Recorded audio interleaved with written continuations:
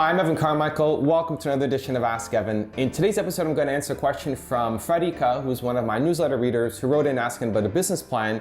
So she wrote saying, I have a business plan to prepare and I'd like some tips from you to help me prepare.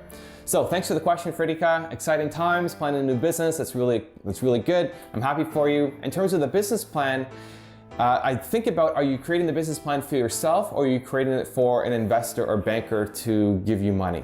From an investor point of view, when I was in the venture capital field, what we looked at when a new business plan came in, and we rejected 99% of the business plans that came in, but what we looked for first was the executive summary. So, quickly in 2 pages explain why this is a good opportunity. If you can't sell them on those 2 pages, then they're not going to read the rest of the business plan. So that's got to be really solid to start. We always start there. Then we look at the team and look at who is this behind the company. So have they had experience? Have they done it before? Do we think they have a good chance of being successful? If it's just you might want to consider getting some advisors on the company as well to add a little more credibility, who've maybe gone through it, have a little more experience than you.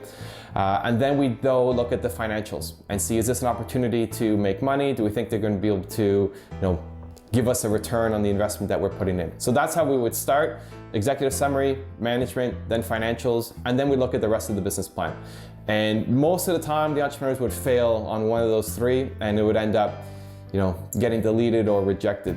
So that's what's happening if you're going to go for investors or bankers. If it's for your own self, if it's going to be to help you guide and plan your business, I would start with, what is it that really excites you about your business? What's the vision that you have for your company? What gets your blood pumping when you wake up in the morning to pursue this business opportunity? So create that vision statement, what you're here to do, a major goal for the company.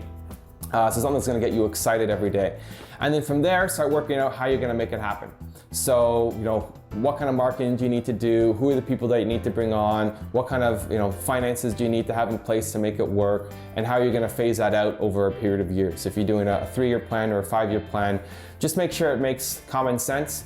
You have to come back to your business plan on a regular basis to update it, to reflect the market changes that you're seeing.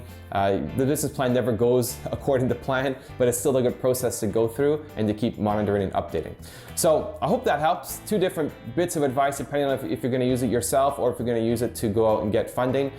But if you have extra questions, feel free to leave it below. For those watching, if you like the video, please give it a thumbs up. Makes me want to create more of these videos for you guys.